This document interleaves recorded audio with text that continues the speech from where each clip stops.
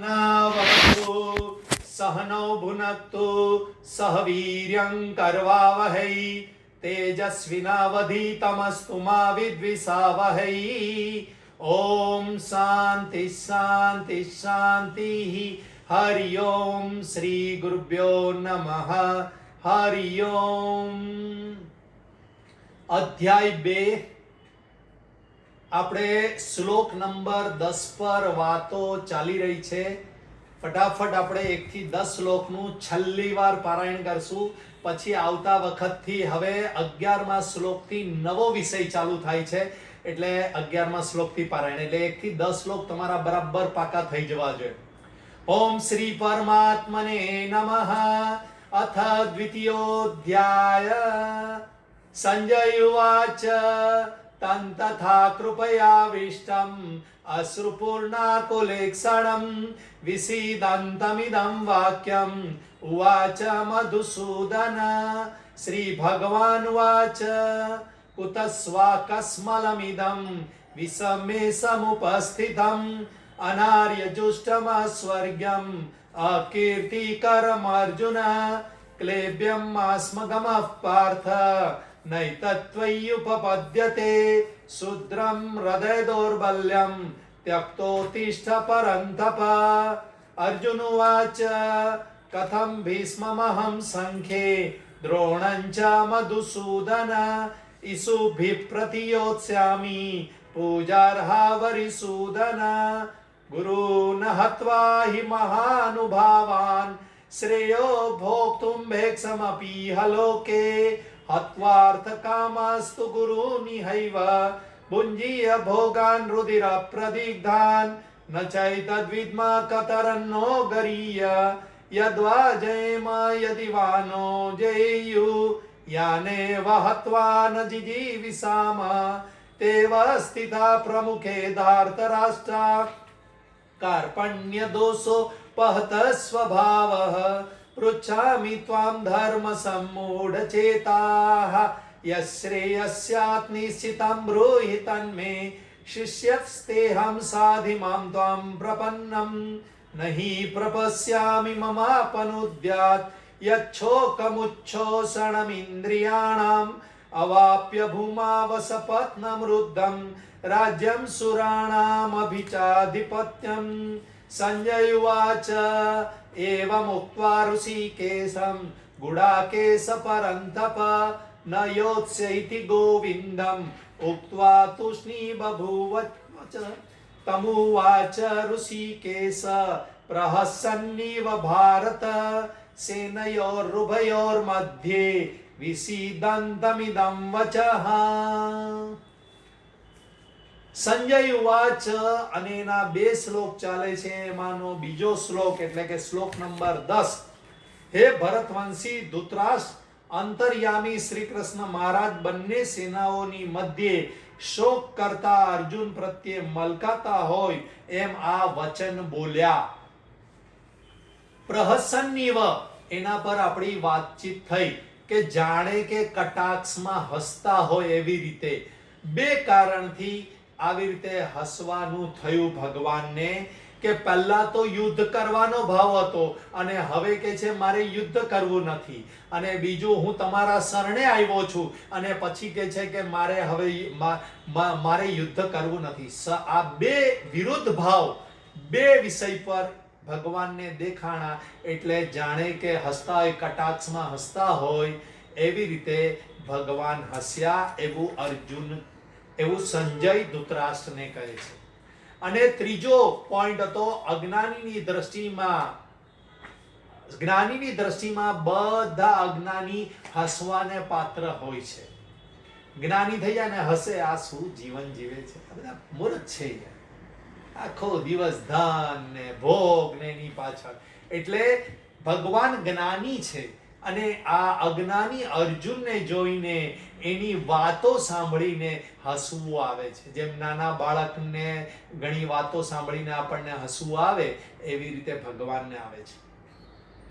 અર્જુને કહ્યું હું યુદ્ધ નહીં કરું, ત્યારે ભગવાને શું કહેવું જોઈતું હતું, પણ એવું કેમ નહીં કહ્યું?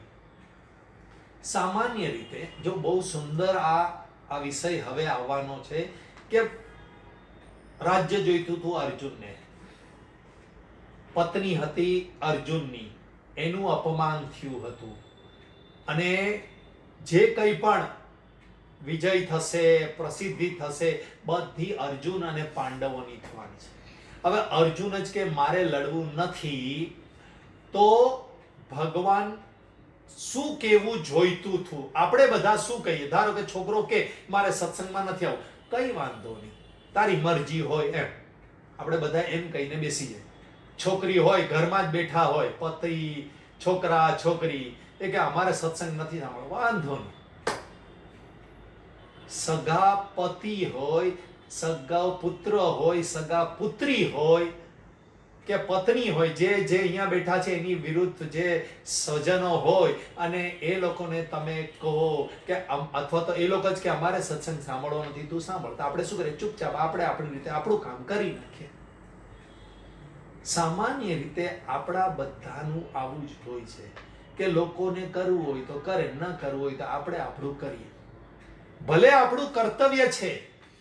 ધર્મપત્નીને ધર્મપતિ કહેવાય છે, ધર્મપુત્ર ધર્મપુત્રી કહેવાય છે, શાસ્ત્રની અંદર છે. રઘુવંશમાં પુત્રને ધર્મપુત્ર કયો છે, પુત્રીને ધર્મપુત્રી કહી છે. કવિ કાલિદાસનું રઘુવંશ કરીને બહુ સુંદર કાવ્ય છે, એમાં રઘુવંશીઓનું વર્ણન છે, એની અંદર આ વાત કરી છે. તો આપણે બધા સંબંધીઓ હોવા છતાં આપણે કોઈ પડી નથી, એને જે કરવું એ કરવા દો. એને નોકરી કરવી હોય, ખાવું હોય, સૂવું હોય, જાગવું હોય, જે કરવું હોય કરવા દો, આપણે આપણું કરો, એમ કરીને આપણે છૂટી જઈએ છીએ. જ્યારે કૃષ્ણ પરમાત્મા અહીંયા સમજાવે છે કે કૃષ્ણ પરમાત્માએ તારી મરજી હોય તે પ્રમાણે કર, એવું નથી કહ્યું, પરંતુ ભગવાને વિચાર્યું છે કે માણસ ચિંતા અને શોકથી વ્યાકુળ થઈ ગયો હોય ત્યારે એને પોતાના કર્તવ્યનું ભાન ન હોય, એ નિર્ણય ન કરી શકવાને લીધે ક્યારેક કંઈક ઉલટું બોલતો હોય, પરંતુ સામેવાળાએ સીધું લઈ લેવાનું. ઉદાહરણ, અહીંયા ઘડી કનૈયાએ જોયું કે અર્જુન અત્યારે અજ્ઞાન અવસ્થામાં, મોહ અવસ્થામાં છે, એટલે એ બોલે છે કંઈક અને એને કરવું જોઈએ કંઈક. બોલે છે યુદ્ધ નથી કરવું અને કરવું જોઈએ ધર્મ યુદ્ધ કરવાનું. એટલે ભગવાન સમજે છે કે અત્યારે એ મોહગ્રસ્ત છે અને મોહ હોવાને લીધે એ ચિંતા અને શોકથી વ્યાકુળ થઈ ગયો છે, જે બધાની થાય. આપણા ઘરના મેમ્બરોની પણ આવી જ પરિસ્થિતિ થાય. ધંધામાં નુકસાન થયું હોય, ભણતરમાં કંઈક તકલીફ થઈ હોય, તો શોક અને ચિંતામાં વ્યાકુળ હોય અને કંઈ ન બોલવાનું બોલી નાખે, કંઈ ન કરવાનું કરતો હોય. પરંતુ જે સામેના પક્ષની વ્યક્તિ હોય, જે એને ઓબ્ઝર્વ કરતી હોય, એને તો વિવેક જાગૃત રાખવાનો છે. એટલે ભગવાને અહીંયા આગળ વિવેક જાગૃત રાખ્યો. અર્જુને એમ નહીં કીધું તારે જે કરવું એ કર, મારે શું પડી છે, હું તો નમે પાર્થાસ્તિ કર્તવ્યમ ત્રિષુ લોકેષુ કિંચન, મારે ત્રણેય લોકમાં મારે કોઈ કર્તવ્ય નથી, તારે ન કરવું હોય, તારે ન રાજ્ય જીતવું તો ઘેર જા, એમ કહીને છૂટી શકતા હતા. પરંતુ એવું ભગવાન નથી કરવાના 11મા શ્લોકથી. માટે આપણે પણ ભગવાને કેમ એવું નહીં કર્યું? કારણ કે ભગવાનને અર્જુન અધિક પ્રિય હતો. સ્નેહવશ, કરુણાને લીધે ભગવાને આવું નહીં કર્યું. આપણા બધાની અંદર પણ સ્નેહ, કરુણા હોવી જોઈએ આપણા પરિવારના સભ્યો માટે. એને અધર્મના માર્ગ પર છોડી દેવાના નહીં. ભગવાન છોડશે નહીં. કાં તો તારે લગ્ન નતા કરવા, અને લગ્ન કર્યા તો જવાબદારીનું બંડલ સાથે જ આવે. ખાલી પૈસા કમાવાની જવાબદારી ન હોય કે રસોઈ કરવાની જવાબદારી ન હોય. આખું પેકેજ હોય, બધા જ પ્રકારની જવાબદારી હોય. સહધર્મચારીણી, ધર્મના માર્ગ પર સાથે ચલાવનાર ને સાથે ચાલનાર, એને કહેવાય સહધર્મચારિણી. આપણામાં બાયડી એવો શબ્દ નથી કે પત્ની એવો શબ્દ નથી. આ તો હવે લૌકિક વ્યવહારમાં પત્ની ને પતિ શબ્દ વપરાય છે, બાકી તો ધર્મપત્ની અને ધર્મપતિ શબ્દ હતો. માટે કરુણા અને સ્નેહ રાખજો. અને ભગવાને જે કર્યું બીજા અધ્યાયમાં એ જ વસ્તુ આપણે પણ સ્વજનો માટે કરવાની, પરંતુ સ્વજનો તરફની આસક્તિથી નહીં કરવાની. કેતા રહેવાનું. ભગવાન પણ કેતા રહ્યા, જબરજસ્તી નથી કરી. 700 શ્લોક સુધી કેતા રહ્યા, આ રીતે આ રીતે આ રીતે ઉલટું સીધું કંઈ પણ. 18 યોગ છે એટલે 18 રીતથી અલગ અલગ રીતથી કીધી. આમાંના તમારા અહીંયા બેઠા છે એમાંના કેટલા લોકોએ 18 રીત અપનાવી છે પોતાના સ્વજનોને પરમાત્મા તરફ વાળવા માટે?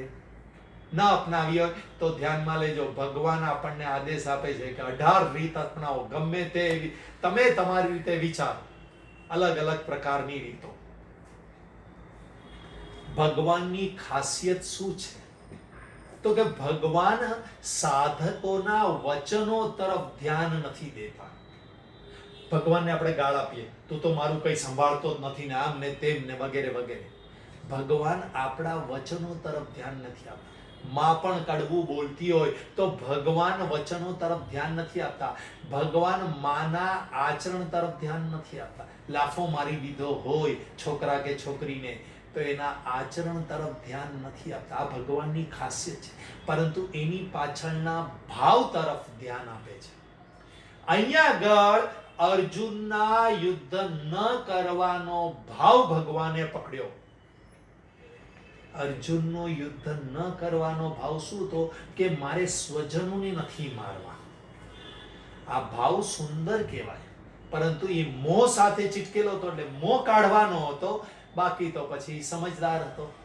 એટલે ભગવાને અર્જુનનો ભાવ જોયો.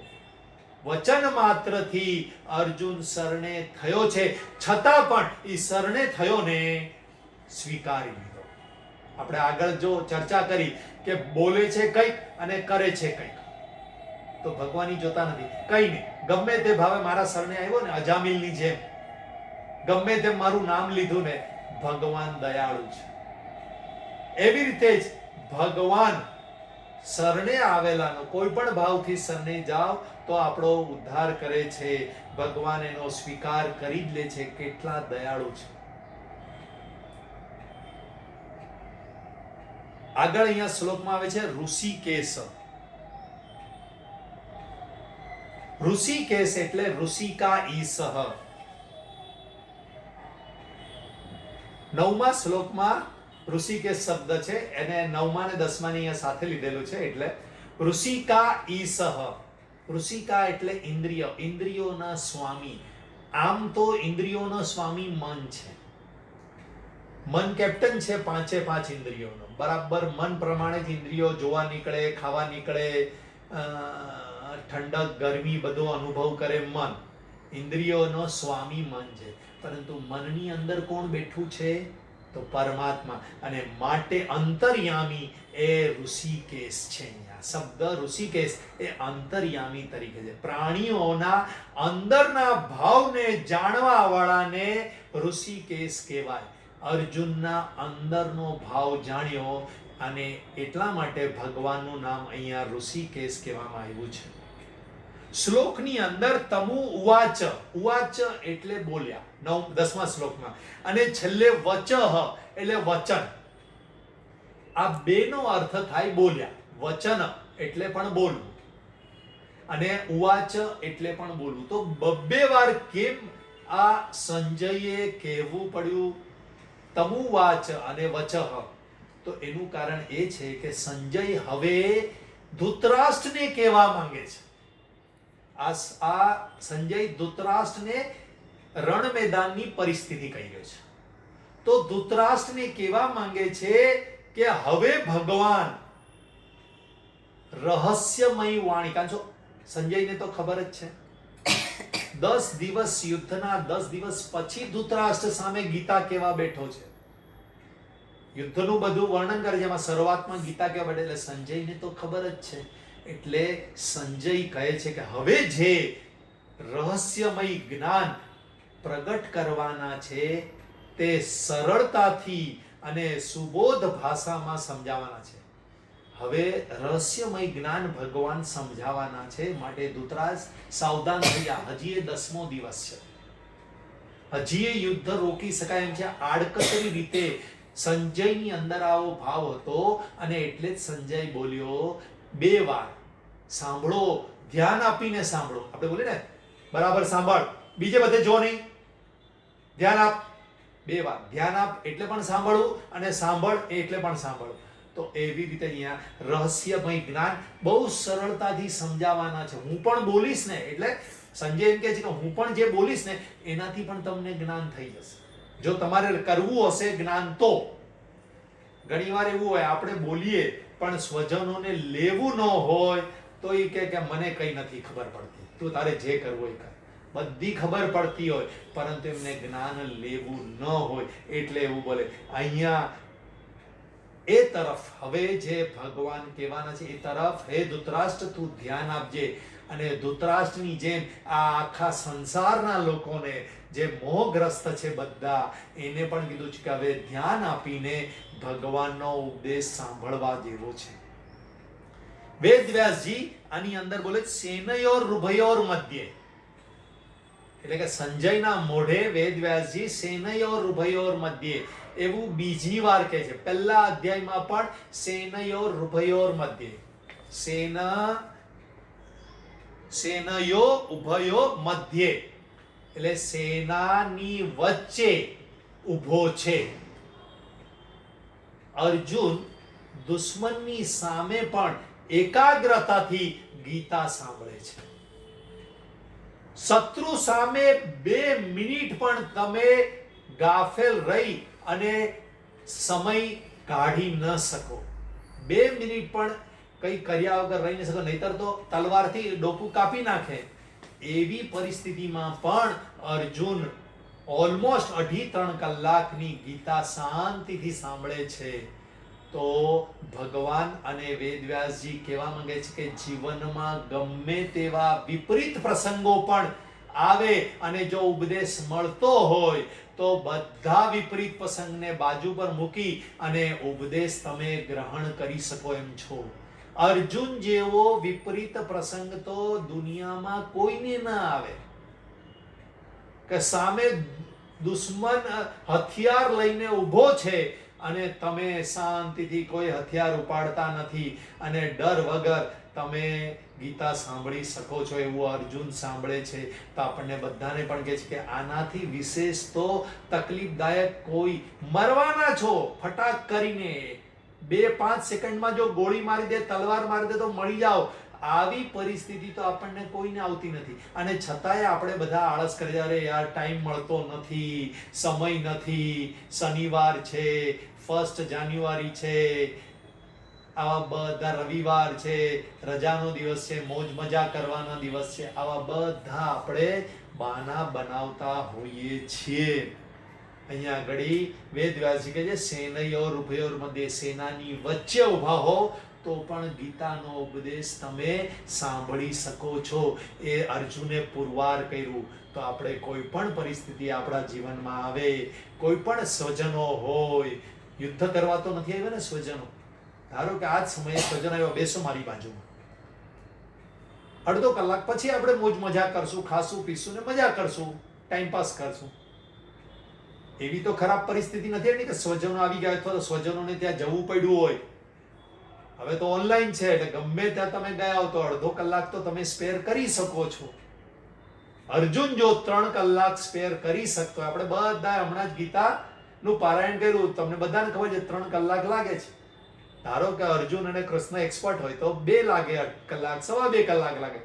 એટલા કલાક આપી શકતા હોય તો આપણે અડધો કલાક ના આપી શકીએ? બસ જીવનમાં કોઈ પણ પ્રસંગમાં આપણે બાનું ન કાઢીએ ને પરમાત્માનો ઉપદેશ સાંભળવા મળે તો એને તરત ગ્રહણ કરવાની પૂરેપૂરી ભાવના રાખજો. 11મો શ્લોક. અને અહીંયાથી ભગવાનના ઉપદેશની સુંદર શરૂઆત થાય છે. ભગવાન ઉપદેશની શરૂઆત સીધી આત્મજ્ઞાનથી કરે છે. ભગવાન એવું જ માને છે કે મારી સામે આવેલા બધા અર્જુન અને બીજા બધા ભવિષ્યમાં જે કોઈ પણ સાંભળશે એ બધા જ ઇન્ટેલિજન્ટ સાધક છે અને એવી રીતે કરીને સીધો જ ઉપદેશ આપે છે. અને આપણે બધા 11મા શ્લોકનું પારાયણ કરશું. શ્રી ભગવાન વાચ અશોચ્યાનન્વશોચસ્ત્વં પ્રજ્ઞાવાદંશ્ચ ભાસસે ગતાસુ ન ગતાસુશ્ચ નાનુશોચંતિ પંડિતાઃ. શ્રી ભગવાન બોલ્યા, હે અર્જુન, જેમના માટે શોક કરવો યોગ્ય નથી તેમના માટે તું શોક કરે છે અને જ્ઞાનીજનોના જેવા વચનો બોલે છે, પરંતુ જેમના પ્રાણ જતા રહ્યા છે તેમના માટે અને જેમના પ્રાણ નથી ગયા તેમના માટે પણ જ્ઞાનીજનો શોક નથી કરતા. પહેલું તો જેના માટે શોક ન કરવાનો એના માટે તું શોક કરી રહ્યો છે એ યોગ્ય નથી, અને જે મરી ગયા છે કે જીવતા છે એના માટે પણ શોક કરવા જેવો નથી. સીધું જ કહી દીધું. પહેલું જ ગોળી આપી દીધી, તરત જ રોગની તરત દવા. અર્જુન શોકગ્રસ્ત હતો તો સીધી દવા આપી શોક નિવૃત્તિની, કે તું ન કરવાનો શોક કરે છે. મનુષ્યને શોક ક્યારે થાય? જ્યારે સંસારના પ્રાણી પદાર્થોને બે વિભાગમાં વેચી દે ત્યારે જ શોક અને ભય થાય છે. દ્વિતીયા વૈ ભયમ ભવતિ. બે હશે તો ભય થશે ને ભય થશે તો શોક થશે. આ મારા અને આ પરાયા જ્યારે આપણે માનીએ છીએ ત્યારે જ આપણને દુઃખ થાય છે અને ભય થાય છે. ધૃતરાષ્ટ્રને પણ એવું જ થયું. મામકાઃ પાંડવાશ્ચૈવ કિમ કુર્વર્ત સંજય. પહેલો જ શ્લોક ગીતાનો આવી રીતે બોલ્યો, મારા અને પાંડુ પુત્ર શું કરી રહ્યા છે રણ મેદાનમાં. આ બે થયું એટલે જ ધૃતરાષ્ટ્રને ઝટકો લાગ્યો. ઓહો, અમારી સેનાના ભીષ્મ પિતામહ બાણશૈયા પર. બાકી 10 દિવસમાં કેટલાય પાંડવ સેનાના મહારથીઓ ગુજરી ગયા છે, કઈ શોક નહીં, ભલે ગુજરી ગયા પણ ભીષ્મ પિતામહ ગુજરી ગયા, સેનાપતિ, એટલે એમને શોક થયો. મારા હતા. બધા દોષો શેમાંથી નિર્માણ થાય છે? મમતા અને કામનાથી. મારાપણાના ભાવમાંથી જ બધા દોષ નિર્માણ થાય છે. આ મારું, મારાને મારી એવું કરો એટલે શું થાય? કામના થાય, ક્રોધ થાય, લોભ થાય, મોહ થાય, મત્સર થાય ને દ્વેષ થાય. આ બધું મોહ, મત્સર, આ બધું મારાપણાના ભાવથી થાય છે. બધું જ મારું. આપણે કામનાનો વિસ્તાર, કામના નામનો વિષય ચર્ચ્યો હતો. મારું કેવું છે? બધા જ મારા, બધા જ સાધકો મારા. બસ આ ભાવના, એને કામનાનો વિસ્તાર કહેવાય. તો પછી તમને કોઈ દુઃખ કે ચિંતા કે ભય થશે નહીં. ધૃતરાષ્ટ્રને પણ મોહ હતો અને અર્જુનને પણ મોહ હતો, પરંતુ બંનેના મોહમાં ફરક હતો અને એટલે જ અર્જુનને ફાયદો થયો. શું ફરક હતો મોહમાં? ધૃતરાષ્ટ્રને મોહ હતો કે મારા અને પાંડુના પુત્ર એવો ભેદ, આ મારા નથી એવો ભેદ હતો અને એનાથી મોહ ઉત્પન્ન થયો હતો. જ્યારે અર્જુનને મોહ હતો શું? તો કે દુર્યોધન કહો કે ભીષ્મ પિતામહ કહો કે કૃપાચાર્ય કહો કે દ્રોણાચાર્ય કહો કે દુશાસન કહો કે બધા જ કુરુવંશી છે.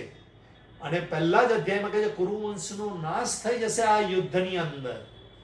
એટલે અર્જુનને મોહ હતો આખા કુરુવંશનો. મેં તમને હમણાં કીધું ને, કામનાનો વિસ્તાર કર્યો તો એ મોહ તો થશે, કામના જશે નહીં, પરંતુ એકદમ કાઢતા રાતોરાત નીકળે નહીં, એટલે વિસ્તાર કર્યો. એટલે અર્જુને કામનાનો વિસ્તાર કર્યો. અમે એકલા જીવતા રહે એવું નહીં, સામેવાળાના પક્ષના પણ બધા જીવતા રહેવા જોઈએ. કોઈને મારે મારવા નથી, કુરુવંશ છે અમારો. અને આ મોહના ફરકને લીધે અર્જુનને ભગવાનના સાક્ષાત મુખથી ગીતા સાંભળવા મળી. સંજયની કૃપાથી, વેદવ્યાસની કૃપાથી ધૃતરાષ્ટ્રને પણ ગીતા સાંભળવા મળી, પરંતુ ગીતા સાંભળતી વખતે એનો ભાવ હતો મારો પુત્ર દુર્યોધન. બસ તમે ગીતા સાંભળો, પરંતુ કોઈક એવા દ્રષ્ટિબિંદુથી અથવા તો કોઈક એવી સંકુચિત માનસથી સાંભળશો તો તમને સીમિત વસ્તુ સમજાશે, પરંતુ વ્યાપક દ્રષ્ટિકોણથી સાંભળશો તો ગીતા બહુ સુંદર રીતે તમને સમજાશે. અને માટે અર્જુનને ગીતા સાંભળી. ભગવાને અર્જુનને કેવળ મારો આશ્રય લેવાનું કેમ કહ્યું? ભગવાને કહ્યું કે તું મારો એકલાનો આશ્રય લે, એવું કીધું કારણ કે સંસારના આશ્રયથી જ દુઃખ, શોક અને ચિંતા થાય છે. સંસારનો આશ્રય આપણે બધા લઈએ છીએ, અને માટે આપણો મોહ દૂર થતો નથી, ચિંતા દૂર થતી નથી, દુઃખ નથી. કારણ સુખ લેવા સંસારમાં જઈએ છીએ એનો સ્વભાવ નથી. સુખ તો પરમાત્માનો સ્વભાવ છે. તો જેનો સ્વભાવ હોય એની પાસે જઈએ તો એને અનુરૂપ મળે. ખાંડનો સ્વભાવ હોય ગળપણ, તો ખાંડ પાસે જઈએ તો જ ગળપણ મળે. એવી રીતે પરમાત્માનો સ્વભાવ સુખ સ્વરૂપ છે, તો પરમાત્માના આશ્રય થવાનું છે તો જ સુખ મળશે. બાકી સંસારનો સ્વભાવ નથી સુખ આપવાનો, તો સુખ મળશે જ નહીં. અને માટે જ ભગવાને કીધું તું મારો આશ્રય લે. સર્વ ધર્માન પરિત્યજ્ય મામેકમ શરણમ વ્રજ. સંસારમાં કેટલી વસ્તુ છે? સંસારમાં બે જ વસ્તુ છે. આ વસ્તુ મેં 15મા અધ્યાયમાં પણ શીખવી કે ક્ષેત્ર અને ક્ષેત્રજ્ઞ 13મા અધ્યાયમાં કીધું છે. પછી 15મા અધ્યાયમાં કીધું ક્ષર અને અક્ષર, અને પછી શરીર અને શરીરી, એટલે કે દેહ અને દેહી. આ બીજા અધ્યાયમાં દેહ અને દેહી. આવી રીતે બે જ વસ્તુ આ જગતની અંદર છે.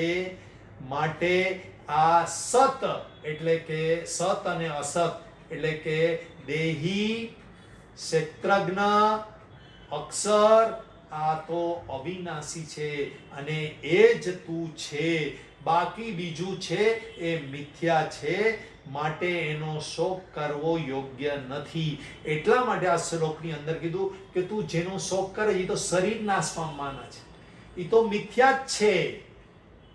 અને મિથ્યા વસ્તુ નાશ પામે. આકાશમાં વાદળાઓનું કંઈક ચિત્ર દેખાતું હોય અને હર કેટલો મોટો મહેલ હતો આકાશમાં વયો ગયો અને આપણે રડવા લાગીએ, તો જ્ઞાની એમ સમજાવે એ તો મિથ્યા હતું યાર, એ તો બને જાય બીજું બને, એવી રીતે કોઈક વાર તૂટી બની જાય એવી રીતે કરીને આપણને સમજાવે. બસ ભગવાન એવું જ અહીંયા સમજાવવાના છે કે અસત શરીર તો વિનાશી છે, નાશ થવાનો જ છે, તું બચાવી નથી શકવાનો.